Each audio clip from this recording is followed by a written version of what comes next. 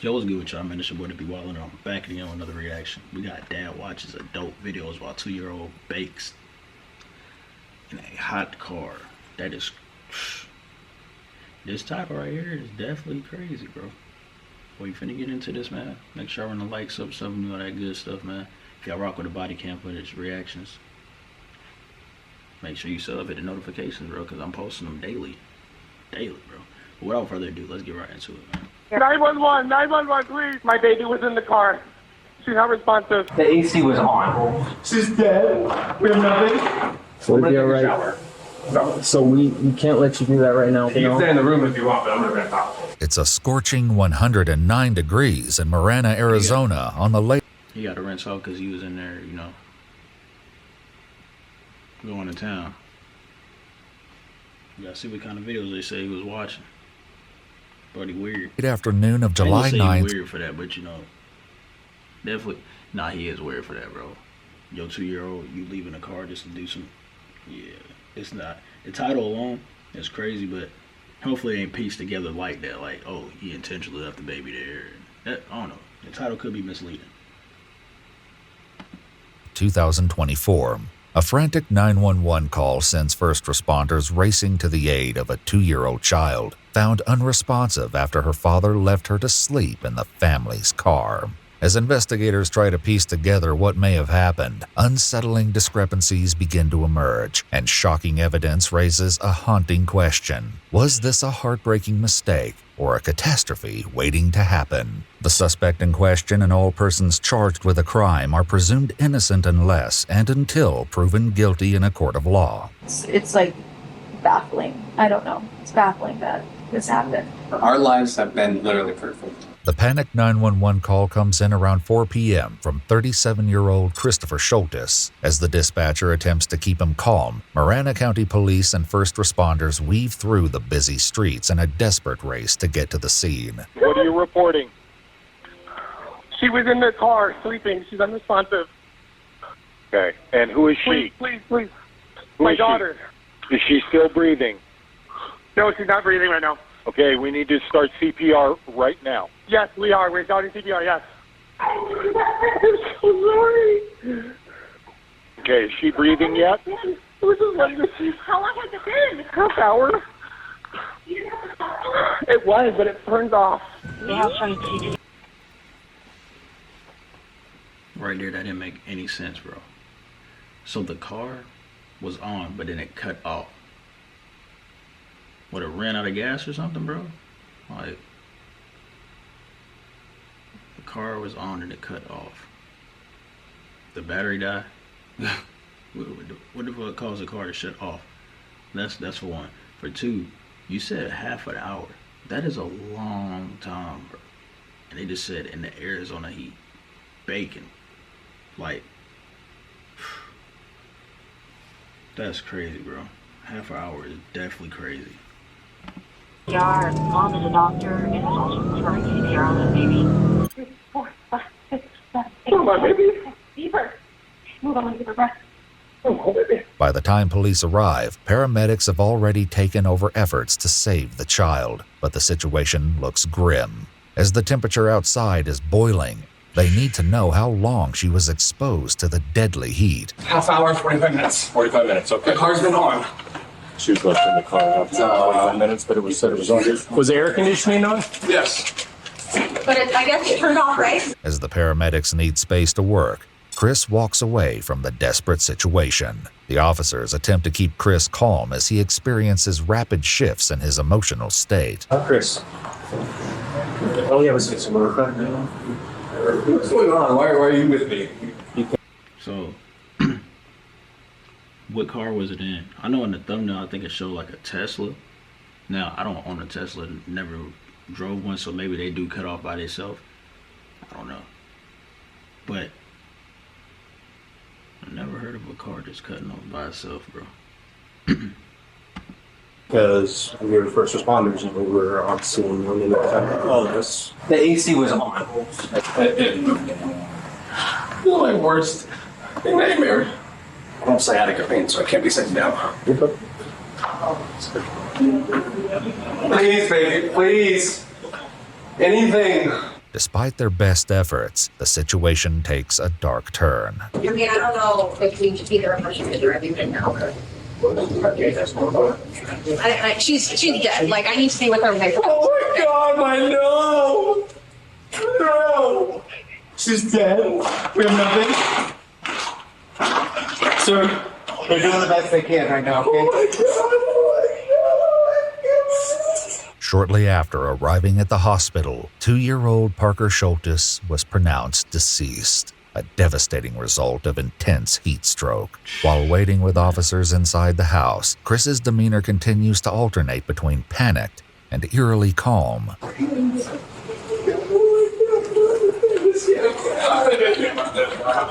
It's crazy how many cases yearly they be of babies getting left in cars. And it's like,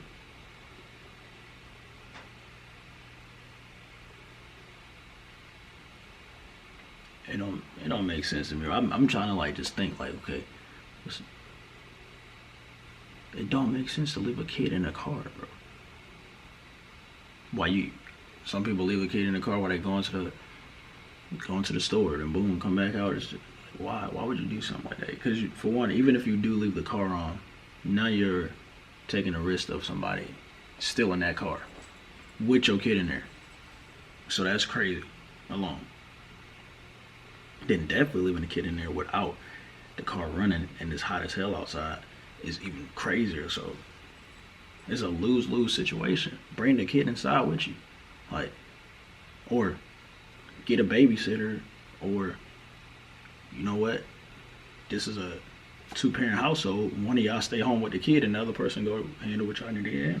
I don't know, bro. Like, it's just too many ways to avoid that, bro.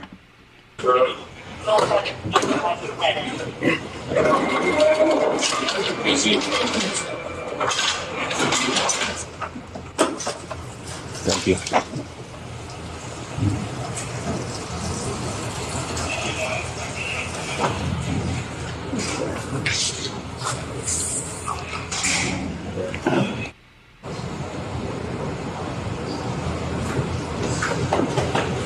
Can we get you anything? What? Yeah. I can't believe this.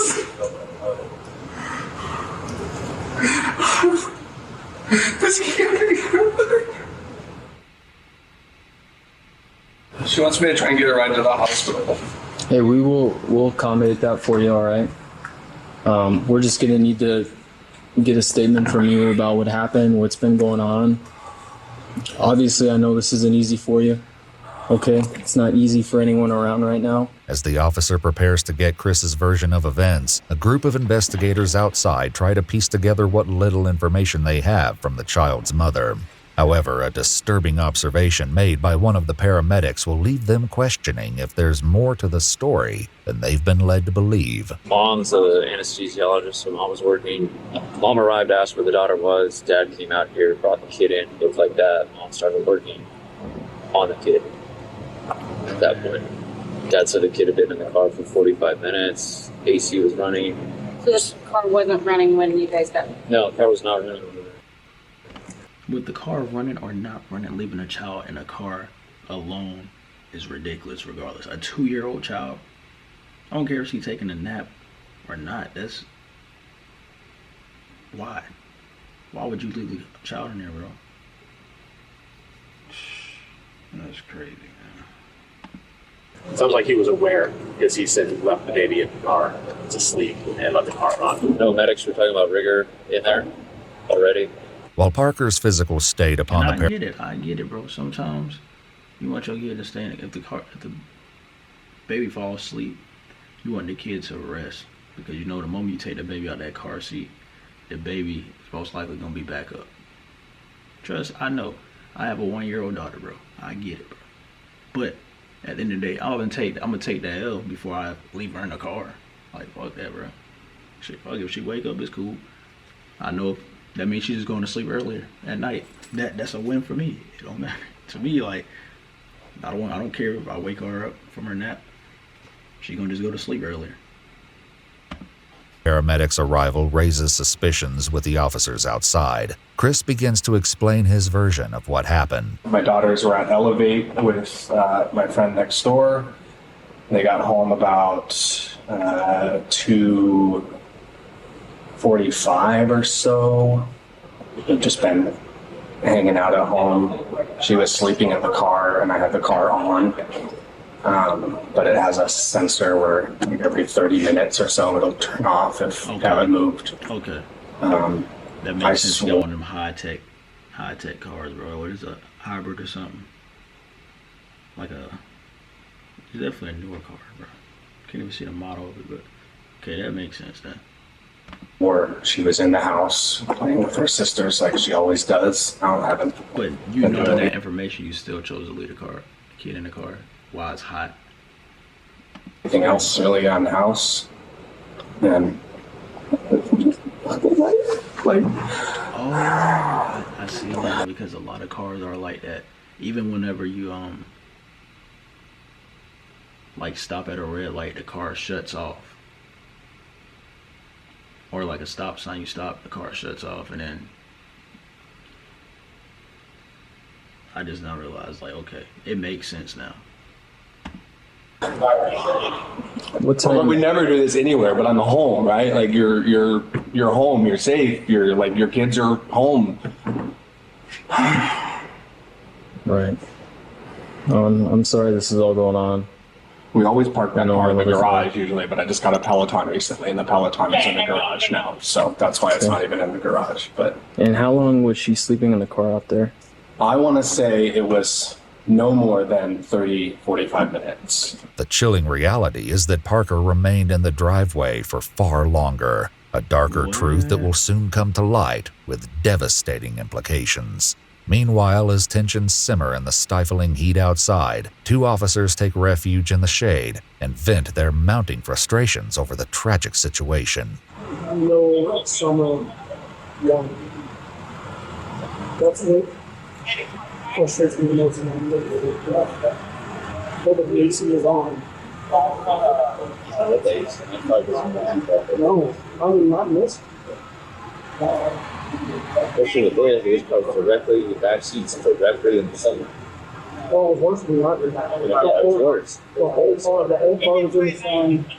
You see my hand cut right here, and when we started making it to the car, along across the road, the hood was piping hot. Now taking a break from questions, Chris makes a startling move that leaves officers stunned. As they attempt to relay the gravity of the situation, his willingness to cooperate takes a sharp turn. Just to let you know, I don't want to feel like we're intruding, but we're gonna have to stand by with you for a while. All right. Is there a reason why? So any death we have to treat like a crime scene. I know this is extremely difficult for you. This is a normal process that we have to follow through with. I don't want you to be blindsided by anything, but that's what's going to be going on for right now, okay? So I'm being treated like a murderer? No. I just lost my... Not at all. I know that. And I know this isn't easy for you. That's why I'm trying to be straightforward and honest with you, okay? I don't want to keep any secrets. I don't want to hide anything for you. Someone's going to talk to you about what happened, though. All right?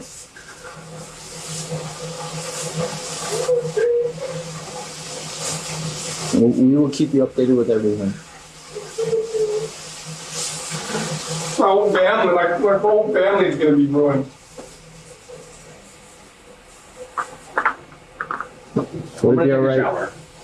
So we can't let you do that right now. We have to stand by with you. Okay? As soon as you can, we will let you know. You can stay in the room if you want, but I'm going to talk. I know this isn't easy for you, but the quicker we get this done and finish up, the sooner you can be with your wife. All right? I'm trying to rinse off so I can go to the hospital to be with my wife. We're not going to shower or anything right now. You need to stand by with us. I don't understand why. Okay? Please. I don't understand why. I tried explaining that to you. We just need to stand by with you. I'm standing by. Why can't I take a shower while you stand by? What is... It's not necessary right now.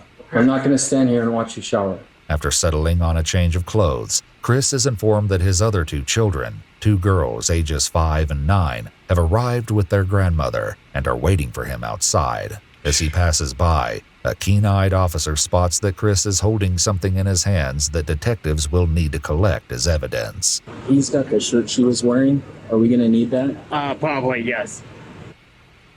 So we're gonna need to take the dress. Okay. Whoa. Part of this scene, so we have to take her dress. We have to leave it here.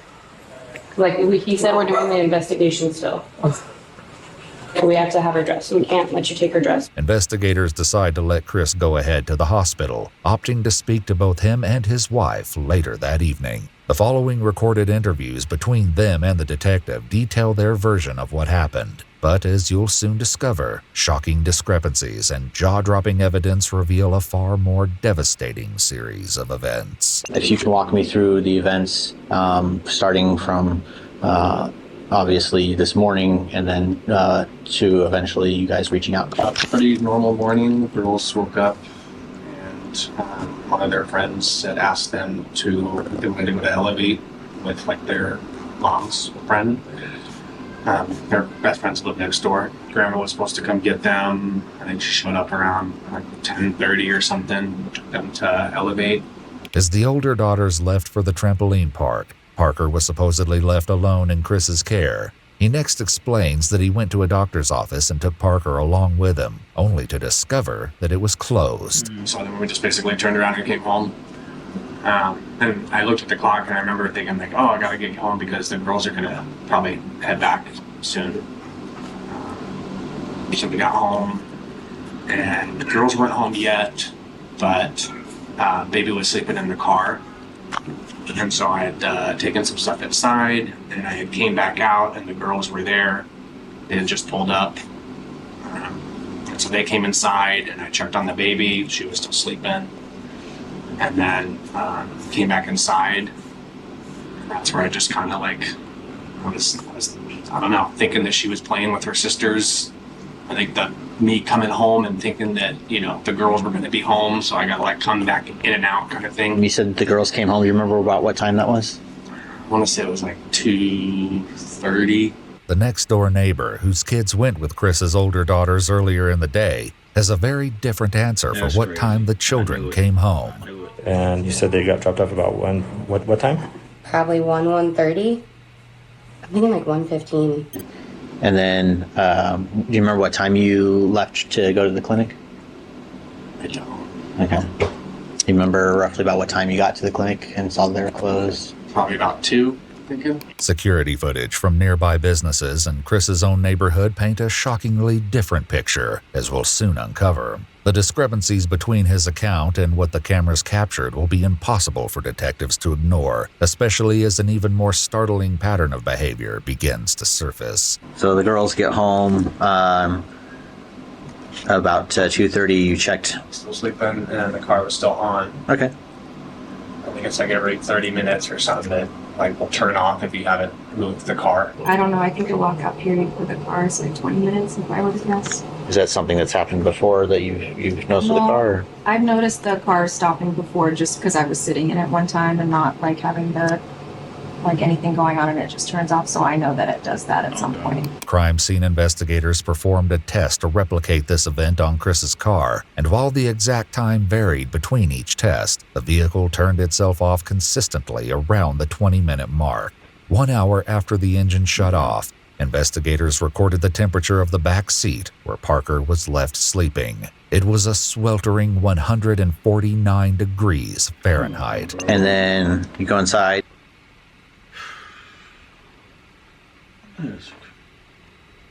That's crazy, bro. I'm not trying to get loud because my kid's upstairs sleeping, but that, I don't know, bro.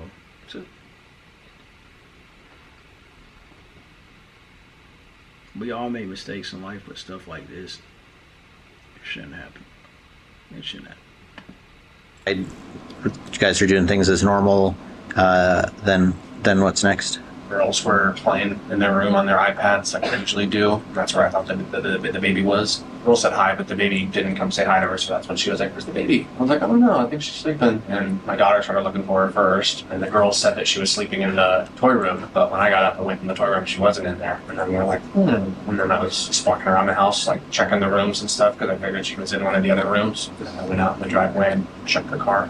Already, Chris's timeline casts doubts as it places Parker in the driveway from before 2:30 p.m. up until the 911 call was placed, much longer than the 30 to 45 minutes he originally claimed. These discrepancies won't escape these seasoned detectives, but the truth they uncover will be worse than they imagined. And as far as letting... Approximately 2 hours the baby was in that vehicle, bro. Sleep in the car. Have you done that before with the No. kids? No. No, not that I'm aware of. And then, had you done anything like this before, where you just let her sleep in the car or anything like that? No, that's normally, I mean, I have the girls with me usually, and the girls are always, good about like, "Dad, get the baby," like we'll walk to one side together. I don't mean to be insensitive, but I have to ask these questions. Any issues at home? Any problems? No, we have the perfect life. Like, I'm not even kidding. Like, every day we're just in awe of just how much we love each other, how perfect our girls are. I respect that. Just how full everything is. It's just, it's like baffling. I don't know. It's baffling that this happened.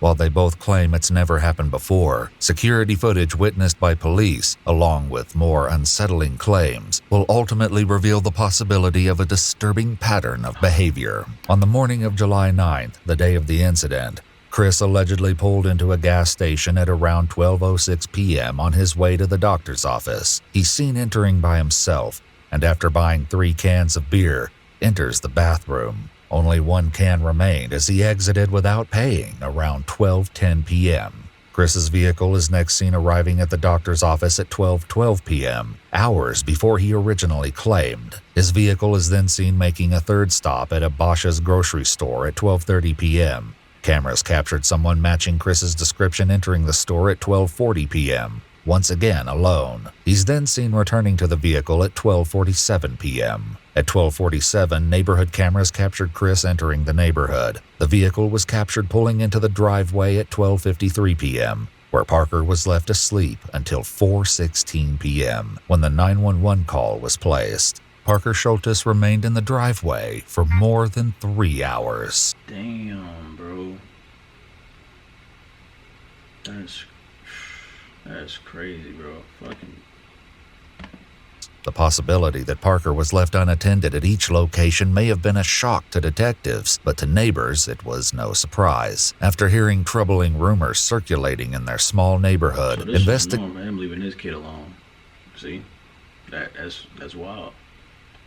Like I said, who does that, bro? Who does some shit like that?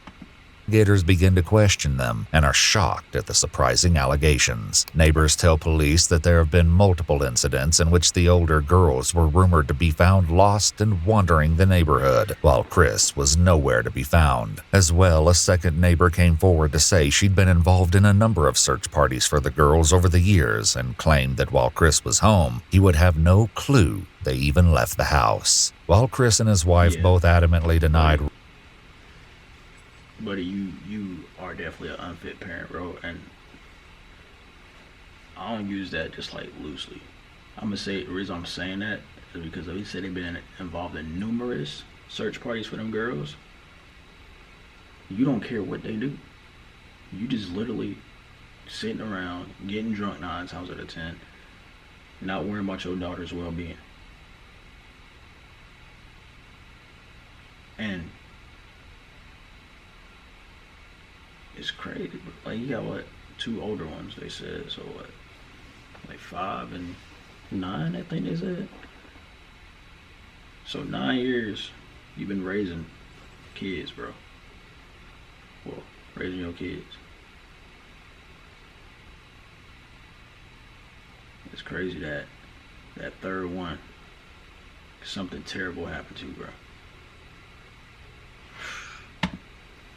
regularly leaving their children alone. Disturbing text messages surfaced between the two that seemed to contradict their claims. In this exchange, which took place just after Parker was taken to the hospital, the messages read, "I told you to stop leaving them in the car. How many times have I told you?" To which Chris replies, "I'm sorry. Detectives are coming for me. I'm going to prison. I killed our baby." Additionally, in the months leading up to Parker's untimely death, the mother accused Chris of driving under the influence with the girls in the car. As well, it appears that Chris admits to speeding at nearly 140 miles per hour with one of the children in the back seat.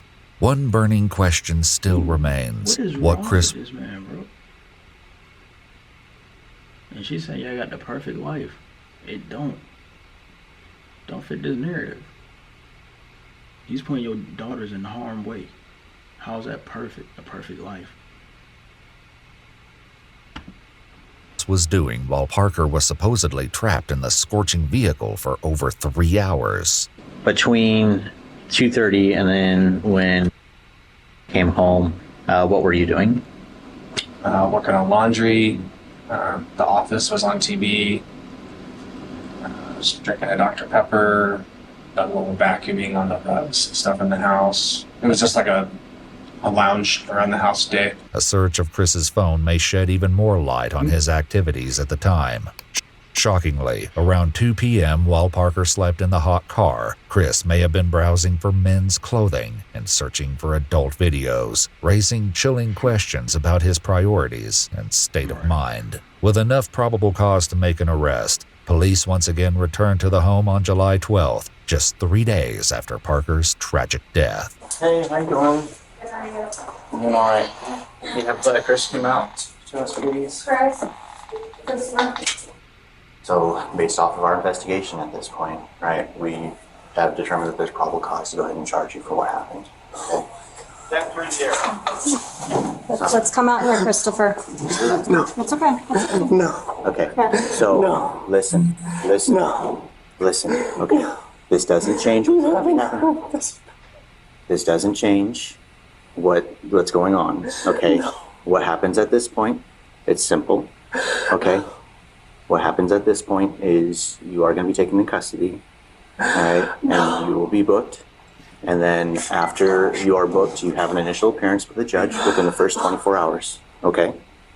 After the first 24 hours, right, the judge will determine bond and things like that as far as what happens next. At that point, the case goes to the courts. It'll be between you, it'll be between your attorneys, and it'll be between the county prosecutor, okay? So, again, I can't change the consequences of what happened, all right?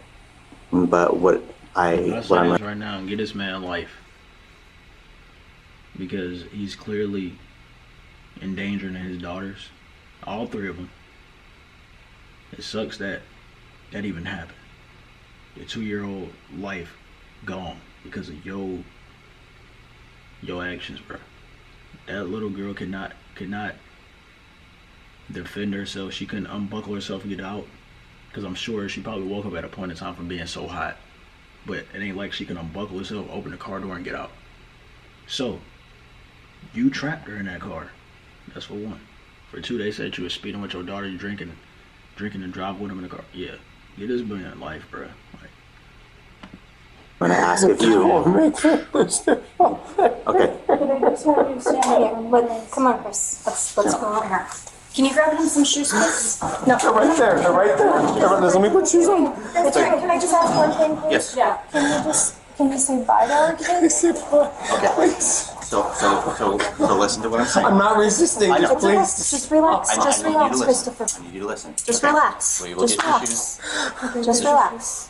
The timing of the arrest doesn't sit well with Chris's wife and mother, who expressed their concerns as well as their harsh opinions about the officers themselves. Just you guys two, we're trying to make this as little of a scene as possible. So I don't think we can wait till after the funeral. I don't want the kids to see Dad get hauled off. Seriously. That's going to be between you and the court. Can I give him a kiss? Yeah. There you go. Chris, I'm gonna be here and I'll take care of everything. I love you. The funeral is Friday. No heart. No heart at all. As officers prepare for transport, they make one final consideration given the extreme temperatures. Anything inside your pockets? You just have to, it's standard, okay? Hey, Brooks, on the AC, look on the bottom, it says rear. Let's get the AC. As good as I can do my tax. Hold for a second. Thank you. Christopher Schultes was arrested and booked into the Pima County Adult Detention Center. He's been indicted on charges of second-degree murder and child abuse related to the death of Parker Schultes. While he was later released pre-trial services, the court had asked for a $1 million bond. During his second showing at the court in August 2024, Schultes pleaded not guilty to the charges. The charges have now been escalated to first-degree murder and child abuse. And the fact of the matter is, they could get him for the first degree. Well, you pled not guilty. They was like, bet, we're going to bump this up to first degree now, bro. Should have took that second degree, because once that first degree hit, but you looking at life, death, in jail, bro. I'm like, sheesh. Hey, like I said, he deserved that, bro. I can't sit here and just sugarcoat it, bro. He deserved that.